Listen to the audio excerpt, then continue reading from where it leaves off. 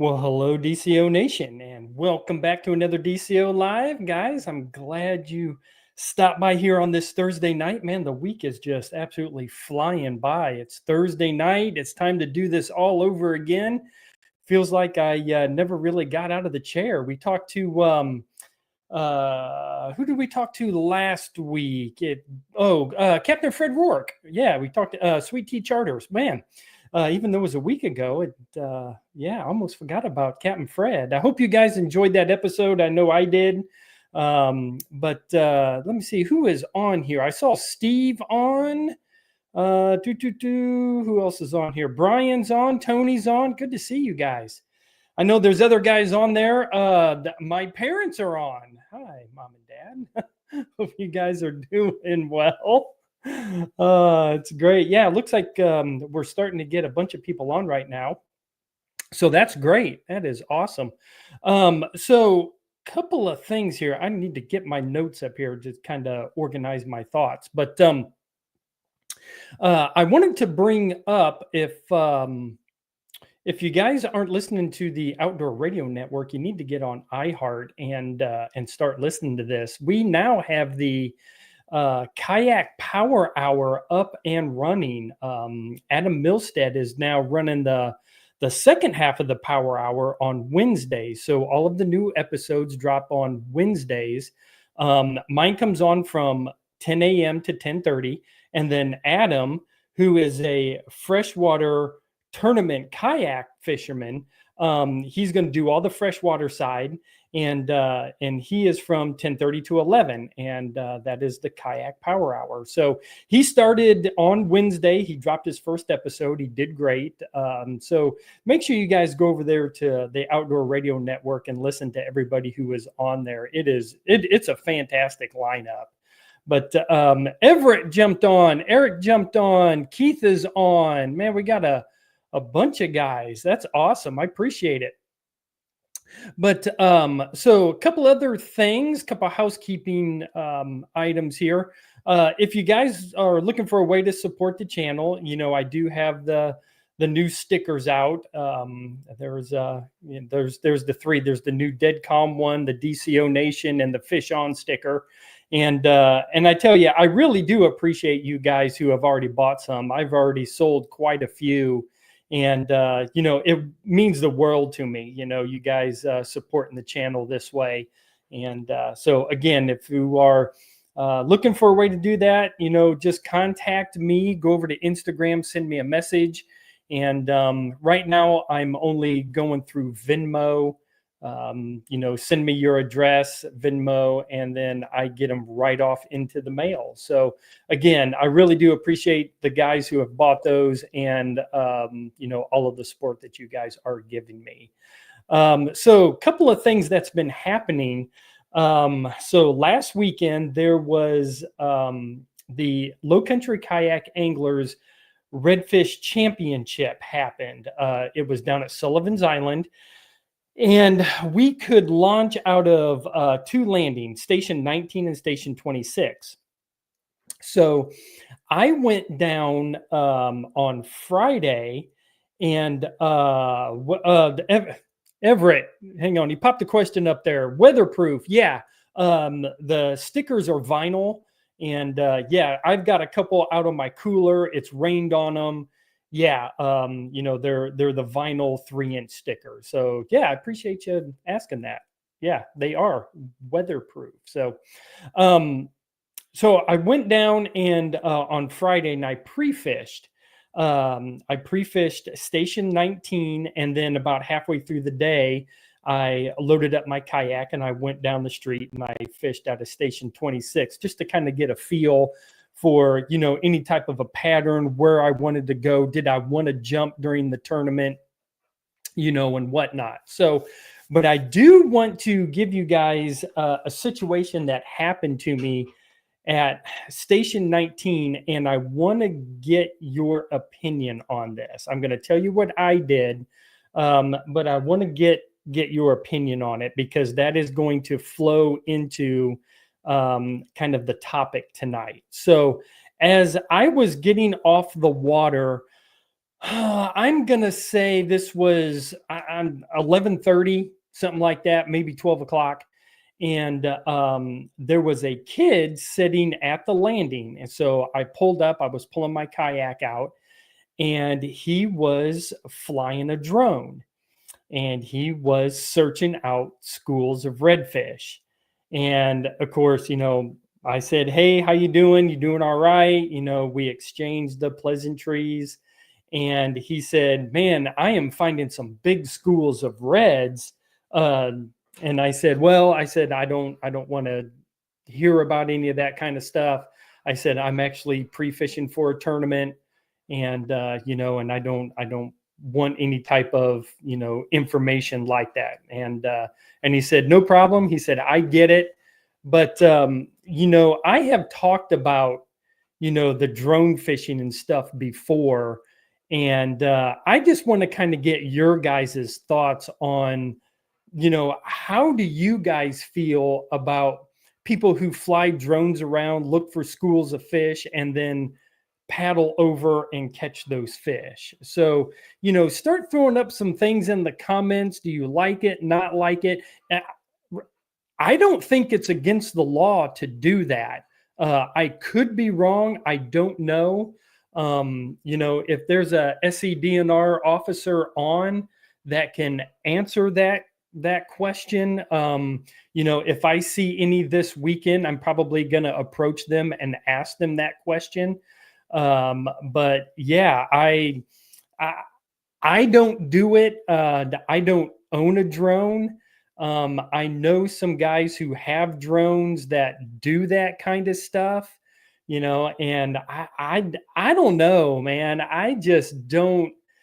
Oh man, these schools get enough pressure on them as it is, and a lot of these schools are kind of hidden, and people don't know about a lot of these big schools of fish. Well, if you can fly around a drone and go find them, and then just paddle over and just start slaying fish, is that fishing? Is it along the same lines as live scope, that has, flipped the bass world on its head where, you know, a lot of people are like, I don't know if the video game live scope is really fishing anymore.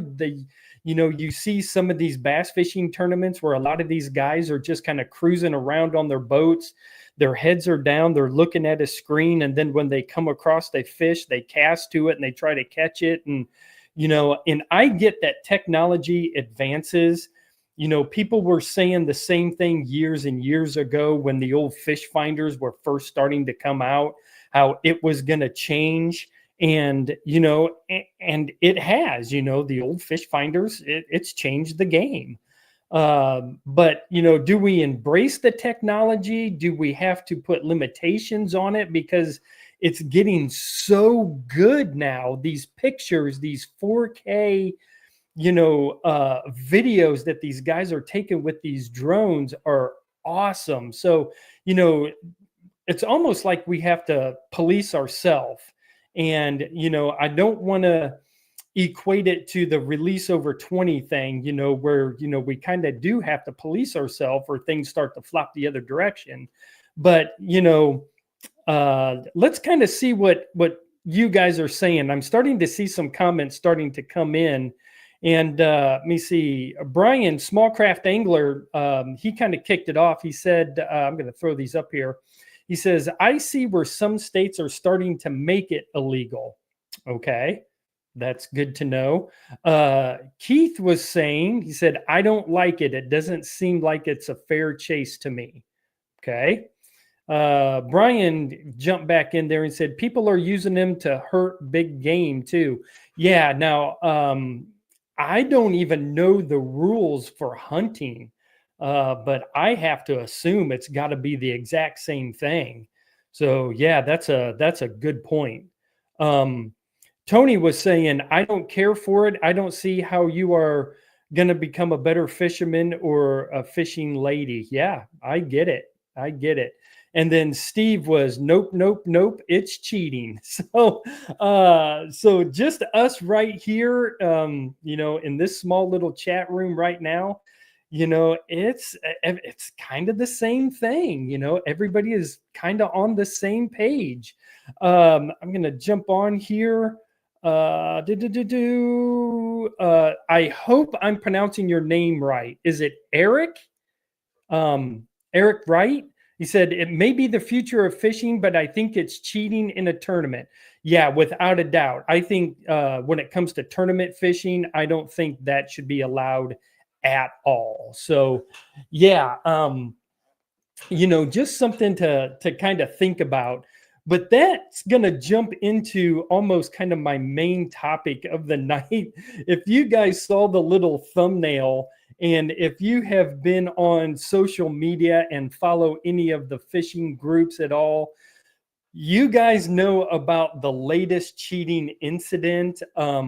Matter of fact, Adam Milstead on Straight Yak, he kind of, I don't want to say he broke the story, but he was one of the first ones to talk about this cheating incident.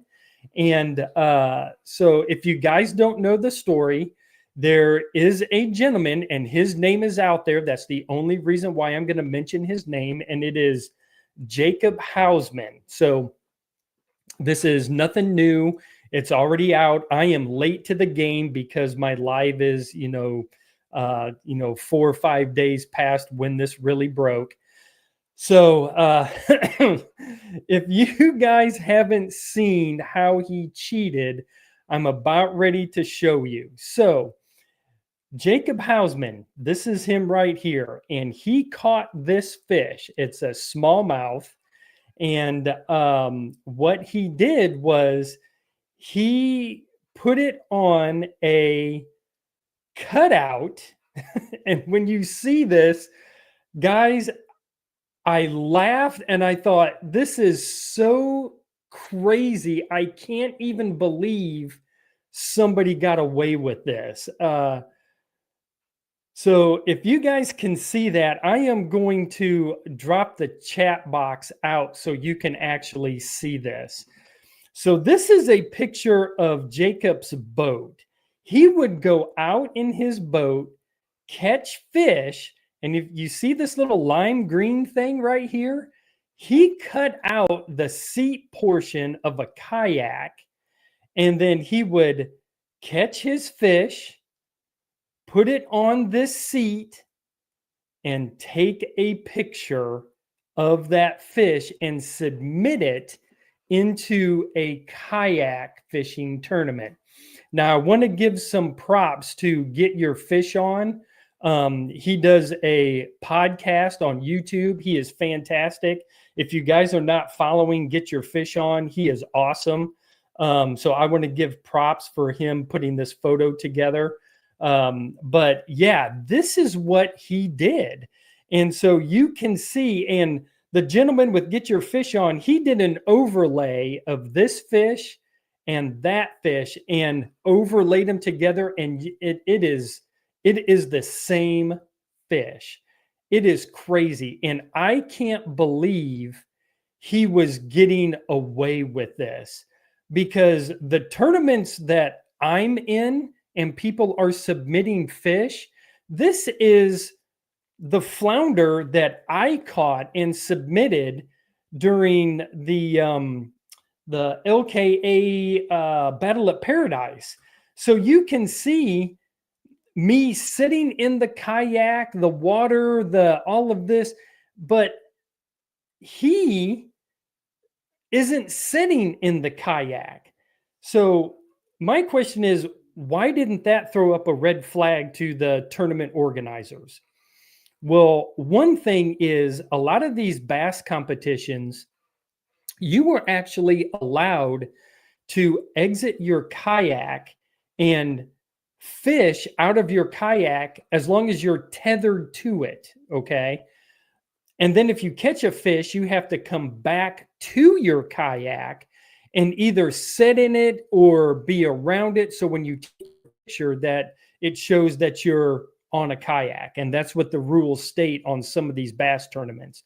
So I think that's what he was trying to emulate was, hey, I was walking around, I caught this fish and I got back on my kayak and I took the picture. That's what I think he was trying to emulate with that picture. But like I said, every tournament that I've been in, this is what the pictures look like.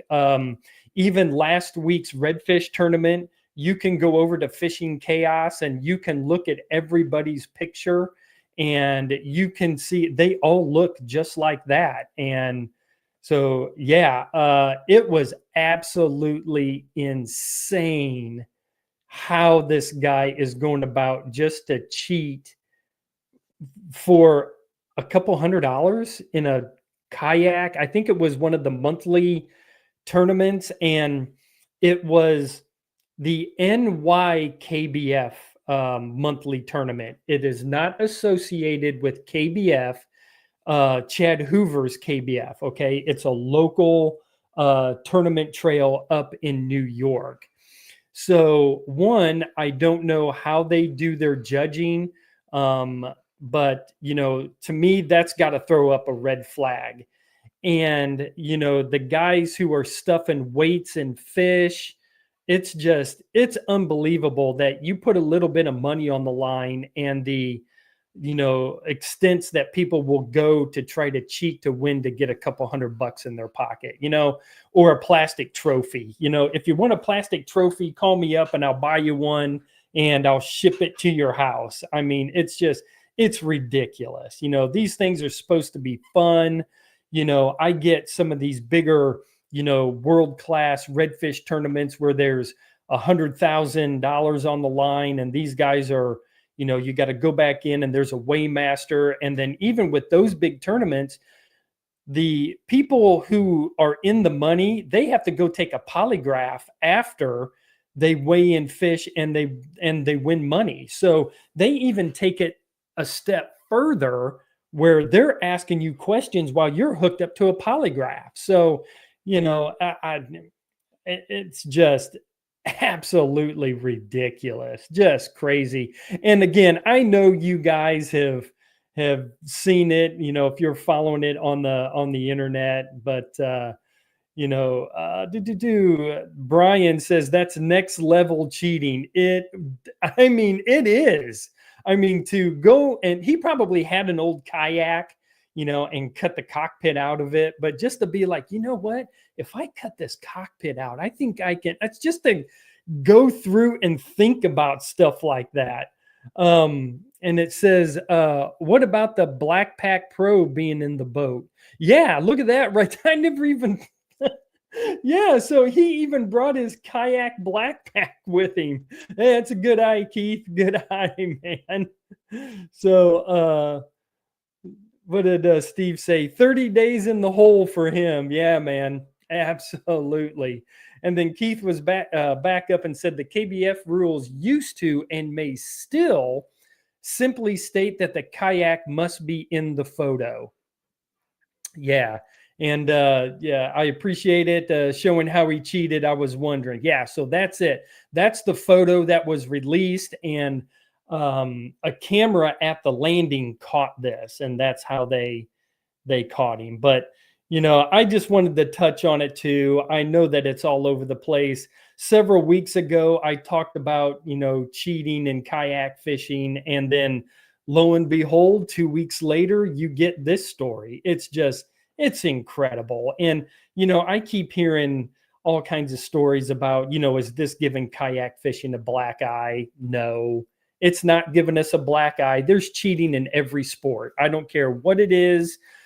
People are going to cheat to try to get an advantage.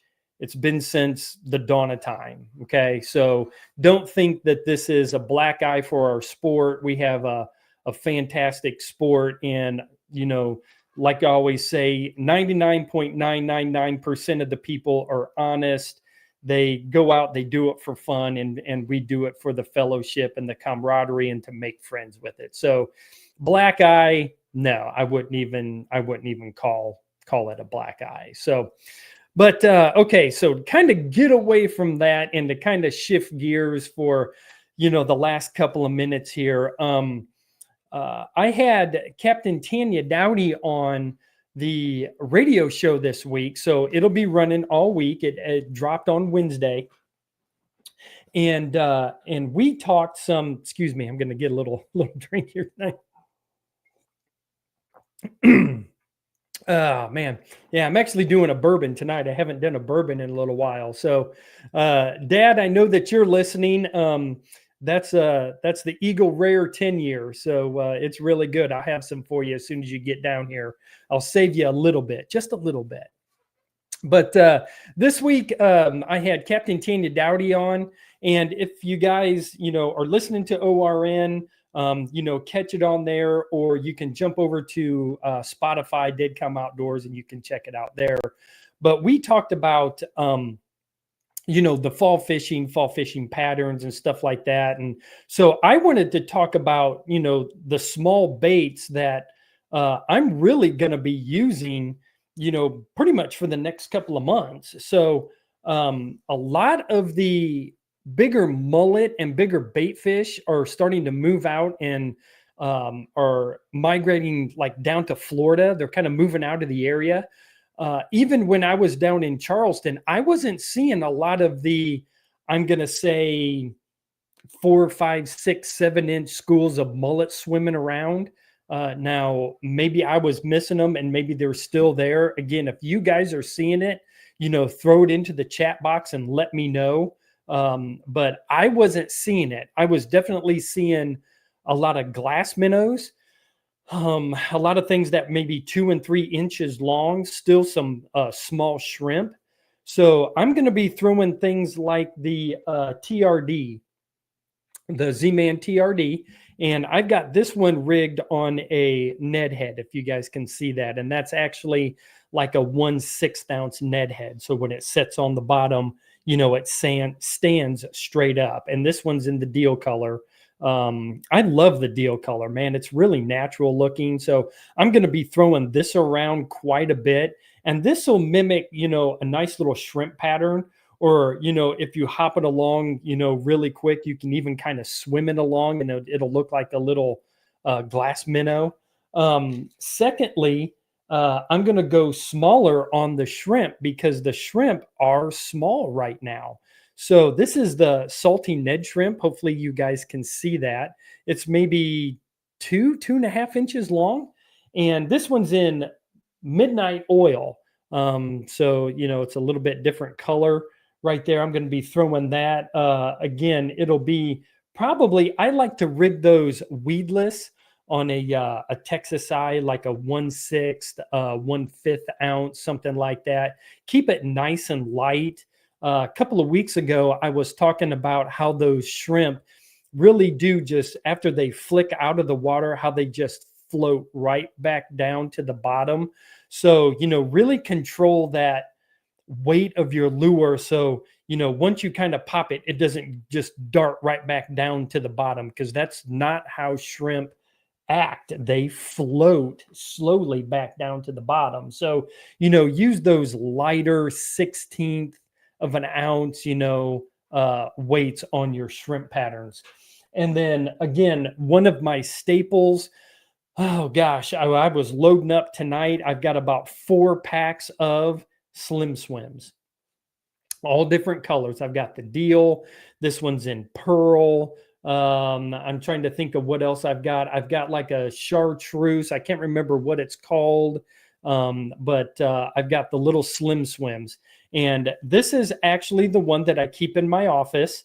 And it's on a 1/8 ounce trout eye. This one is retired because this has my PB redfish on it. This is a 31-inch redfish that I caught. Gosh, now I've almost got to remember. I should have had the date written on this, but I can't remember if it was January, February this year or December last year. I can't exactly remember, but when you talk about elephants eat peanuts, this is what I caught that 31-inch redfish on. It was up in the creeks, and and he nailed it. I was just slow rolling this thing on the bottom, and I wasn't hopping it. I wasn't doing anything, and he slurped that thing up, and the fight was on. I do have a video up with that, so if you guys want to go check that out, do that. But yeah, Slim Swim is one of my favorites. So the TRD, the Slim Swim, and the Salty Ned Shrimp. Those are going to be, kind of my go-tos. Yeah, I'll probably throw maybe a small jerk shad around top water in the morning. I know Captain Tanya was saying that, still go out and hit the top water in the morning for trout. So, tie on your favorite, your skitter walk, your mirror lure, head and spook. Gosh, what is the salt strong one? Somebody chime in. What's the salt strong? The Moonwalker. Throw your favorite top water and early in the morning or late in the evening. Brian chimed on and said, Tanya's show was great. She dropped some great information during the interview. The Z-Man TRD absolutely killed it for me today down near Charleston. Nice. Caught many redfish and trout on it. All right, there you go. So I am sure, Brian, did you do a video on that? Is that going to be dropping here in the next couple of weeks? So yeah, so the TRD, Brian with Small Craft Angler. And if you're not following Brian, jump on YouTube and follow him on YouTube and Instagram. He's got a great channel, fun to watch. Everett had a question. He said, what rod, reel, and line combo for lightweight lures do you use? So I still use my medium lights, 7-foot medium light with 10-pound braid, but with 12-pound fluorocarbon leader. So yeah, I'm still throwing it. Now, the medium rod will throw these lighter weights, but not as accurately as the medium light rods. So I like the medium lights. 7 foot is still really good for me. Now, the shorter the rod, the more accurate you're going to be. So if you do like a 6.5, you're even going to be more accurate. But, a 7 foot medium light, fast action, 10-pound braid with 12-pound fluorocarbon leader, you're going to be just fine with this. That's what I've got in my truck right now. That's what I'm going to be using tomorrow, and that's what I have tied on. So, matter of fact, my medium rod that I have the what is it? The 3.5-inch Prawn Star tied on. I've got the bigger shrimp tied on my medium, and that still has the 10-pound braid, but I have 20-pound fluorocarbon on that one. So, and the only reason why I have the 20-pound fluorocarbon on is because I haven't switched it out. So that's really the only reason. I'll probably end up going to 12-pound. I like the lighter leader lines during the winter time because of the smaller profiles. Okay, that's the only reason why. And the water does clear up during the winter time with the cooler temperatures. So keep that in mind, that the water is going to be clear, and some of these fish may be a little more leader shy. So something for you to, just kind of keep in the back of your mind. So Brian did say, yes, that video will be out in December. Thank you, sir. No, thank you. Appreciate it. And so jump over there and catch that and watch him slay his fish. Brian, I just got done watching your video when you were fishing with Pastor Murray. So I've only met Pastor Murray one time down on the oyster recycling landing. Super, super nice guy. I was actually coming in, and he was just starting to load up, and we chatted for a little while. So, but guys, that is the 30 minutes, which I felt like I just sat down. So guys, I really appreciate each and every one of you. You guys know that. And again, if you want to support the channel, check out the stickers. Just shoot me a message on Instagram, and we'll get hooked up there. Again, the only payment method that I am taking is Venmo right now. Or if you do see me on the landing, I always have stickers with me. They're $4 a piece or 3 for $10. So, get them while you can. They make great stocking stuffers. Isn't that what everybody always says? It's this time of the year. So, whatever. But guys, again, I really do appreciate you. If anything I can do for you guys, shoot me a message on Instagram or Facebook, and I will get back to you as soon as I can. But guys, again, tight lines. I hope you guys have a great weekend fishing, and I will see y'all next week. Same bat time, same bat channel. I do have a special mystery guest coming up in 2 weeks. Somebody that I got back in touch with. Talked to him on the phone today, and he's not going to be able to do it for 2 weeks, but got a mystery guest. You guys will know him, and it'll be a really good 30-minute little podcast. So guys, again, thank you so much, and I will see y'all next week.